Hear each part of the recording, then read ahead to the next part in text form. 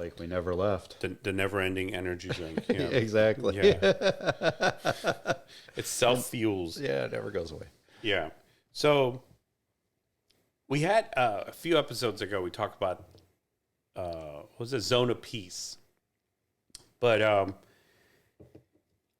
it's different than the comfort zone. Because I had somebody ask me about, like, is that like your comfort zone? And they're like, no, the zone of peace was just kind of like your, like, quiet. It's kind of like your, like, safe zone, right? But it's really more like your, to keep your sanctity. Right. But when you look at comfort zone, like not just like personal space, like physical zone, but a comfort zone, the closer you are to that comfort zone, the less resistance there is, and there's less growth. The further away you go comes with that resistance. Yeah. But that's where growth happens. Absolutely. That's why you got to get uncomfortable. You got to get out of your comfort zone. I'm trying to remember the movie that I was in. He's basically, so he's getting married, and so he's got this guy like coaching him, right? Mm-hmm. And he takes him to this party, and he's like, no, like I can't be. And he's like, listen, I got to get you comfortable with being uncomfortable. Yes, that's a good one. So until you get to that point, then, you got to be comfortable with that. Right. So on the one hand, you have like the homeostasis. Our body, like a thermostat, tries to kind of keep it level. It has its like comfort zone, and it wants to keep it there. Yeah. And it's not necessarily healthy. It just likes it there. So if you've gotten used to a certain thing, whether it's running or just laying down on the couch, chips and queso, like that's your comfort zone. So then it's just like, it's time, buddy. And we need to just lay down now. So to get out of those habits, to get out of that comfort zone, there's a struggle against what you're used to. And in order to get to that next level, you have to get past it. Yeah. Otherwise, you're going to go yo-yo back. So let's talk about learning. How do you learn? Very visual. You're more of a visual person. Hands-on. But do you like, let's say you watch like a YouTube of something. Uh-huh. Does it happen just from watching it, or do you have to actually do it? Then it like really kicks in. I actually watch it a couple times, and then I can normally go do it. Right. But then after you do it, they say even like when you teach somebody else, that's when you've like really, that's where like I think like group tutoring and stuff helps, because you may have learned something, and then when you go to explain it to somebody, like you may take killer notes. Right.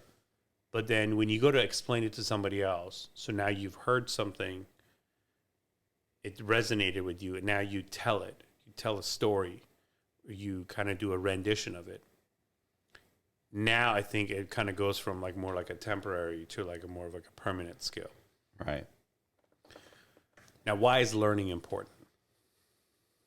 Well, like you said, if you're stagnant, then you're not growing. So why is growing important? Oh, I think that it's health, it's everything that comes along with it, because the struggle within learning something actually makes you grow, so makes a purpose for you. Okay. I've always looked at, not like I've coined the happy stupid. Like I've talked about that as a term. Ignorance is bliss because you just don't know enough. Right. But as you begin to learn, there is this like point where you realize first thing to realize is that I don't know much. And it might even, your homeostasis might even say, run back to the unknown where it was nice and happy. Yeah. Well, so it's funny you say that, because one of my mentors, he always says, I'm the stupid person in the room until you prove me wrong. There you go. There you go. And that's the attitude he takes. Like, I'll let you go, but once you prove to me that you don't know what you're talking about, then I step in. Then I step in. So that's where, like, I think the strive to attain knowledge is important.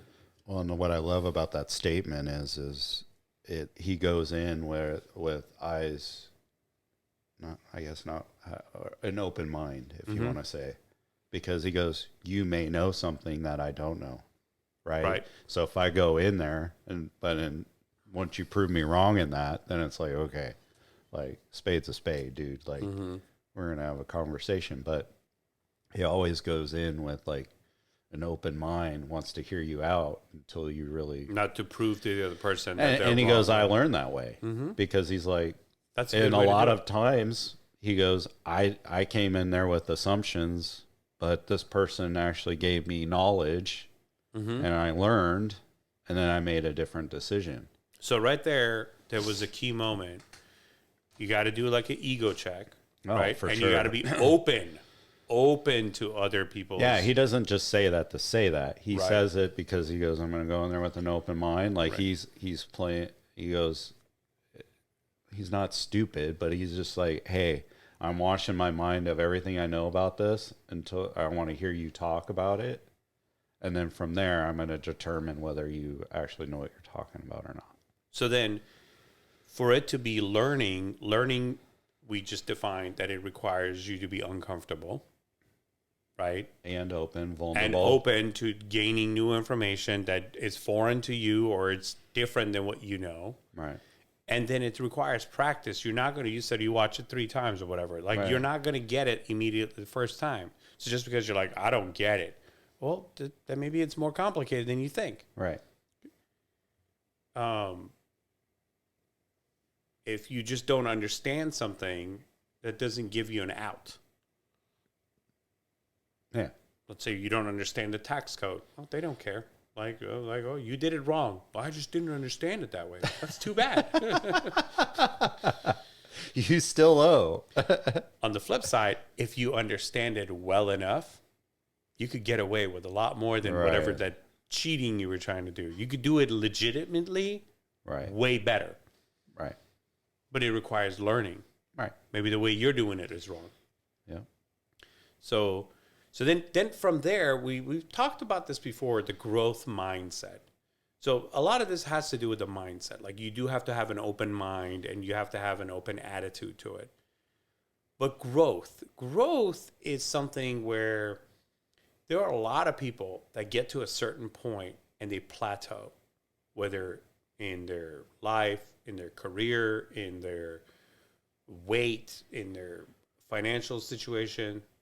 They plateau. And they're like, that's fine. But then you get to a certain point, hashtag midlife crisis, they go, I've made big mistakes. It's time to change, right? So in order to not have that like panic moment, I think it's important to just kind of continuously be improving and getting into that. If you put yourself in a growth mindset, so kind of gone first on these, how would you say growth mindset requires learning, but it's different enough from learning?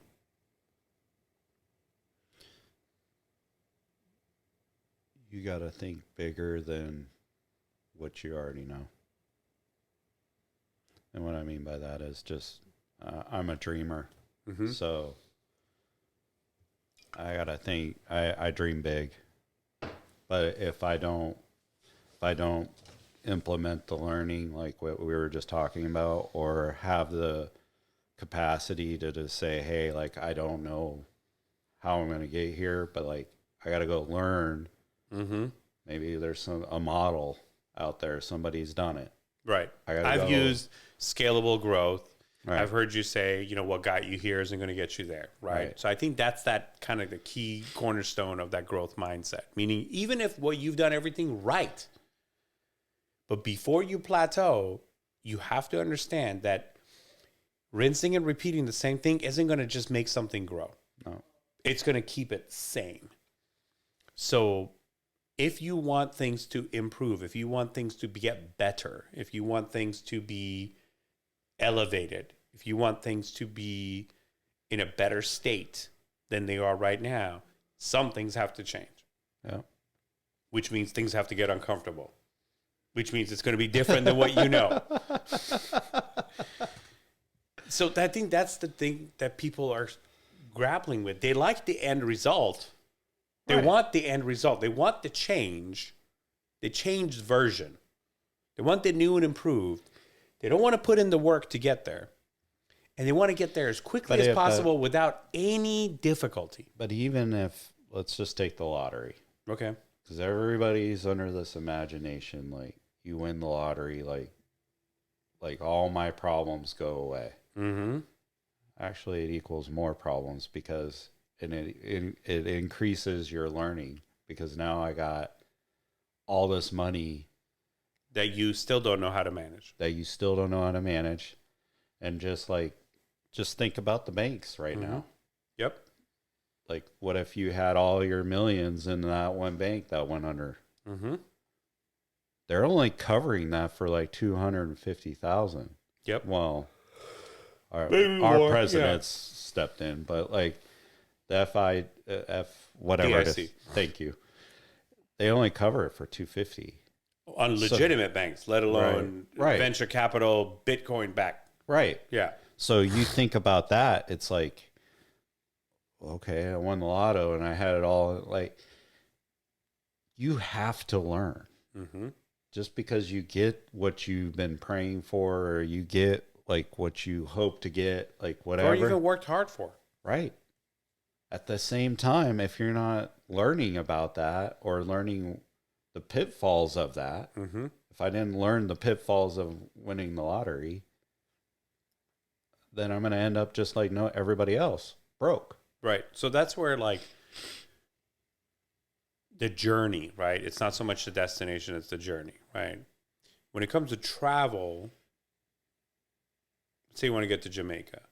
I don't know if the journey is that much of the trip, because you're just like, okay, it's really more the destination. You get there and you're doing that. But when you're dealing with life, the journey is critical to be able to have a healthy destination. Well, let's go back to your Jamaica thing. Mm-hmm.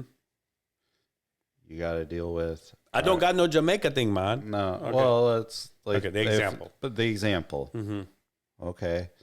One thing that my wife really respects about me now is when she goes on corporate travel, like, I'm not there. Mm-hmm. Like, I'm not like, hey, let's go to this TSA because it's... When you get through like that, like, I know we got to take the tram, but I'm telling you, like, we'll walk right through. We'll get you your coffee. We'll get on the tram. And we're good, right? Or I know where I parked. I know where all these things are. So there's things that you have to think about, even to get to Jamaica. Because you're an experienced traveler. But I'm just saying, like, so you think about, okay, I got to know, like, where am I going to park? It's not just about going to Jamaica. That's important. I got to know where to park. Okay, I gotta carry on. Now I'm worried about, like, is it going to get on? Like, what zone am I? Mm-hmm. Like, and then you get on the plane and you get all settled in and you're like, okay, now all of a sudden they come on for maintenance. All right, how long am I going to be here? Like, it's so much more that you can learn through that journey than just, well, what did I learn out of this? Okay, I know where I need to park now. I know which TSA to go into if I want. So I had to learn that at some point. Yep. Right. So it's not just even about the destination, like you're saying, it's the journey to get there. But in that scenario, it's like one of my other mentors, he always said, like, he goes, you're driving down a freeway and the freeway sign says above you, keep going straight. Don't get off. But then you're like, yeah, but there's this exit. I wonder what's there. So you end up going off. And I think I did this in our first season. You get a flat tire. And then the next day you do the same thing, flat tire again. Well, the thing about this journey is you end up the difference between the first time you got a flat tire to whatever, how many times you got off on that exit and got a flat tire is the time it took you to change that tire got faster. Mm-hmm. Right. So just keep going straight. Yep. Keep willing, have an open mind. I think our last session we were talking about woke. Yeah, Sean should have a little bit of an open mind, but at some point, don't force me for whatever you're doing. Mm-hmm. But I'll have an open mind, and I'll respect you enough as a person that's on this planet Mm-hmm. to continue on. So if I hear you correctly, Uh-huh. you're going to go straight. And the ones that keep choosing to get off, right, and learning to be a really good flat repairer, then that's your journey. That's your journey. You choose to get off, but I can also say I could be a coach in that scenario, and this is where growth comes in to say, hey, you're gonna keep getting the flat tire. Mm-hmm.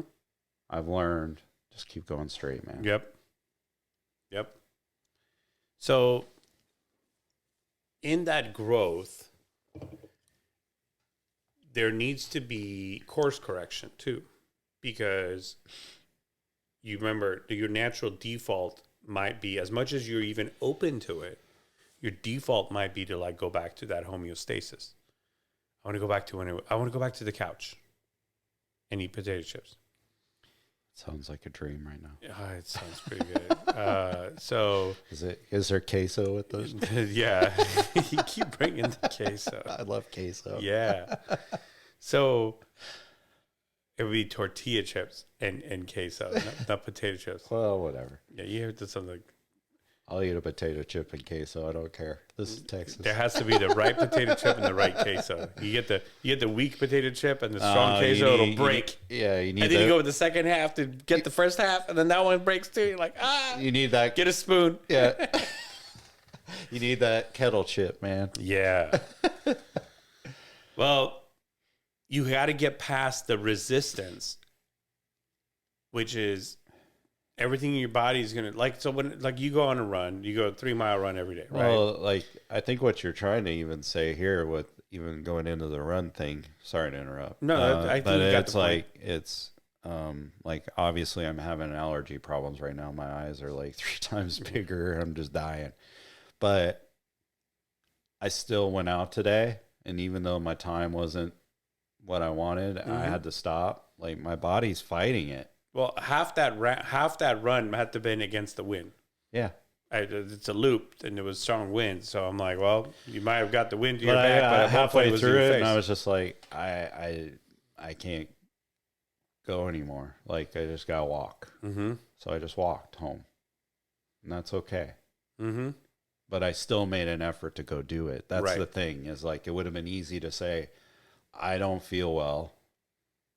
Mm-hmm. Obviously, I don't feel The well. justification. The justification of it, and I could have just stayed home, and I would have been all right with it. But I was just like, you know what? Like, me and you talked, like, when we get sick, it's like, make it an uncomfortable environment for it to be in. Pick the wrong body to invade. This is just about to get crazy. Yeah. So that resistance, like, that you push through, is what separates winners. And I'm not going to say losers, but quitters. Winners versus quitters. Because if you quit, you give up on the opportunity to win. Yeah. So it's taking the L by default. So if you're going through something and you're trying to improve yourself in any way, physically, mentally, financially, understand it's not going to be easy. And everything in your mind, body, and soul is going to tell you to, like, it ain't worth it. Stop. Because that's what it's designed to do.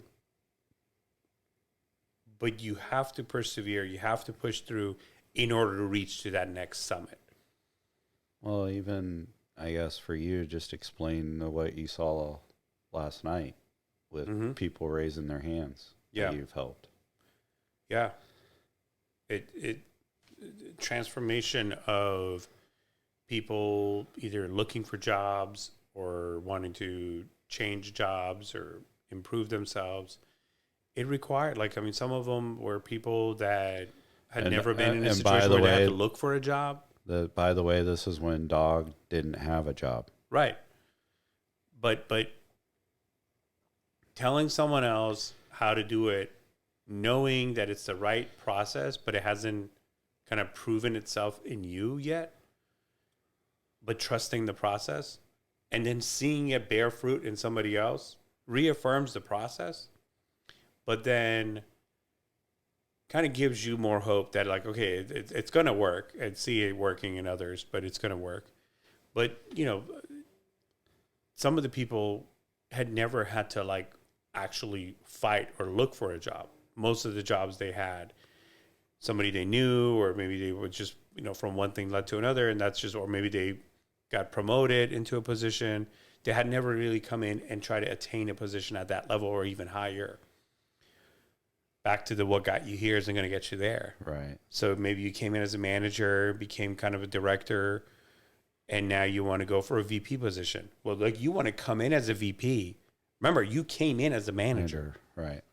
So your manager resume is not even going to be looked at. Right. By a VP position. No. And you're going to be like, everything you know isn't going to work. So it's important for, and some people were able to apply those things and bear fruit. And some people were like, I just went back and I'm just going to do the manager to director thing again. That's what they know. So, yeah. But you're not going to get to the next summit. Right. Because the push was too hard. But yeah, like 20 people raised their hand last night. Yep. That it was a matter of, I think it was, and that was just in a room of about 100. I had stopped counting. I mean, I knew it was more than a dozen. I just didn't know how many. But that was just 20 of them that were in that room that night. That I said, you know, at some point, if I were able to give you, like, you know, find career advice to get a job, raise your hand. It was humbling, but at the same time, it was interesting because that was, like you said, that was during a time where I was looking for a job, and I was helping others to get a job.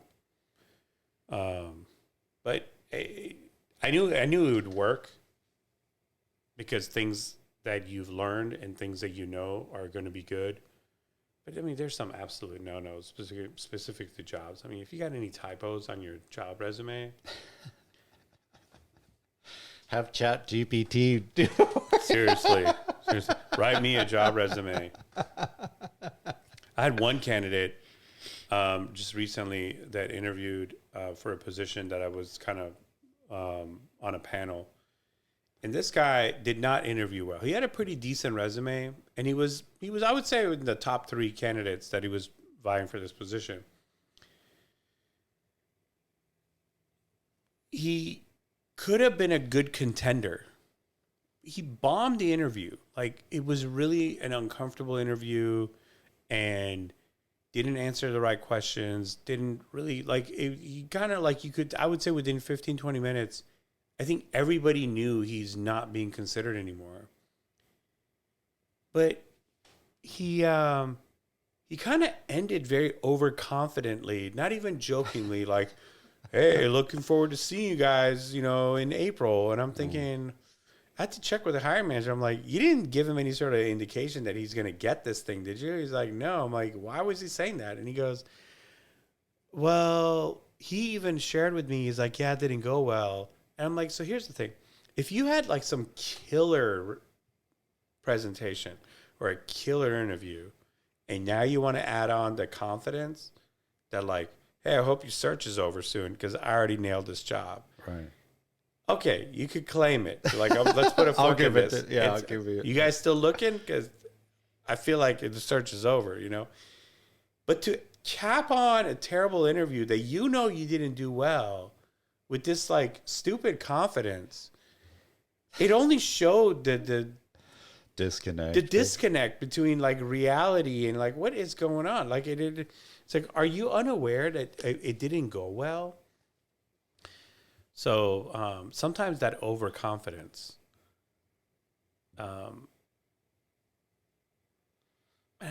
it's not about a body thing, but like I consider like guys that tuck in, that like have no business tucking in. That's that overconfidence right there. Just or the tie. The tie is like the back of the tie is like because it's like you're a big guy and like they kept it long and the short end of the tie is like tucked into the back of your shirt. yes, or the short tie. Yeah.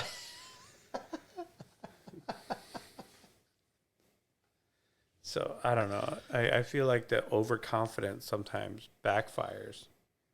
And that shows a lack of awareness. That's back to the happy stupid.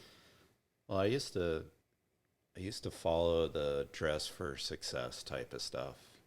And as much as I get it, I don't, because I've seen multimillionaires and they're running around in a Hawaiian shirt, and you would never know that they're multimillionaires. Those who choose to impress based on like how they look, they're really just doing, it's just a facade. Yeah. There's no substance to it. They were even saying like of the top 50 billionaires, a lot of them drive like Honda Accords.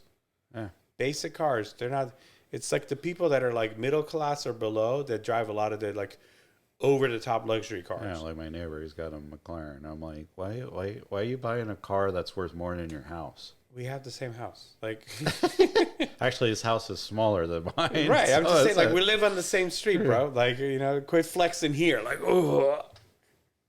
I'm just saying. He's like, I just like it. And I was that's like, cool. I could respect that. That's cool. I mean, but like, I'm just saying, like, if you're carrying a credit card bill and you're putting like your, I don't know, Verizon bill on an Amex, or you're flexing like the latest iPhone 14, right? Get an iPhone 11 and just that's where you're at, man. Just pay that. Why do you have to have a 14 that you can't afford and you're just going to put it on a card, right, and pay monthly on it? It doesn't even make sense to me. Is that image that more like, if you're that shallow, or the people that judge you that shallow, then you're in the wrong room. Yeah. Because they say image is everything. It's not.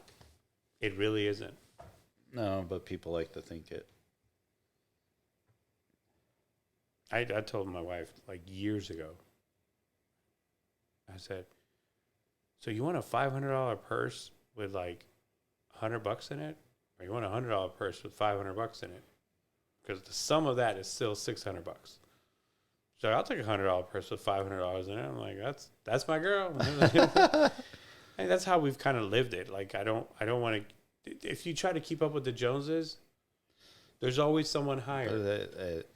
Well, I hate to get spiritual, but I will. But if that's in your heart, like Marnie's, like you're talking about the purse, guess what God's going to do? He's still going to give her the $500 purse and still give her the. I'm saying if the budget was $600. I know. I'm just saying. Yeah, you're talking miracle now. Yeah, you're talking about it, which it's happened. Yeah, it's from 600 to like I like. Yeah, to 1,000, right? Where Marnie's boss was like, "It's her birthday. Go get whatever you want." Mm-hmm. Yes, this is like what I was talking about. Was like foundational. It's like 20 years ago. I know. Yeah, but I agree. Yeah, I mean, Marnie was a huge mall. It's got to be name brand stuff. And then once we got together, I was going to Target and Walmart buying my clothes. Yeah. Like, I'm gonna wear it. I'm gonna throw it out, and I'm gonna get another one. Right. That's it. And then now if it's good quality stuff, I understand, and the care is different. It depends what it is. Depends on what it is. Right. If it's a nice jacket, whatever, she'll take care of it, just like you said. Yep. But the normal day-to-day stuff doesn't matter. Doesn't matter. Nope. That's why when we like overpack, it's like it's unnecessary because you get like you're on vacation, you're out of your normal. I wear like three things. I finally got my family to carry on, man. Yeah, that's the best thing in the world. Like, I don't have to Short. wait for no luggage anymore. We get off the plane and wherever we're going, we're there. That's it. And that's when, when you take on that carry-on, that's all you need. That's it. That's it. So whatever fits in this little box. Especially if you're going to Jamaica or whatever. I'm like, Yeah. you're going to be wearing that swimsuit for You days can just on walk end. around in the swimsuit. That's it. And flops. That's all you need. That's all you need. Yep. You can even wear it on the plane, so you don't have to pack these. So I guess this segment has been brought to you by Jamaica. Visit Jamaica. Visit Jamaica, man. Hey, we're open. Come on, guys. Visit the street side merchants. Tell them Dog sent you for a special discount code. Is that dog's deal of the day? Dog's deal of the day. You get a $10 ganja ball for the price of a $5. No assembly required. Some assembly required. Yeah. Paper not included. Seriously, Jamaica. Yes. We love to come. Yes. We'll do dog and scoot there. We'll do it right on the beach. Yeah. We bring our own Wi-Fi. Yeah. TikTok, whatever. Peace out. Peace out.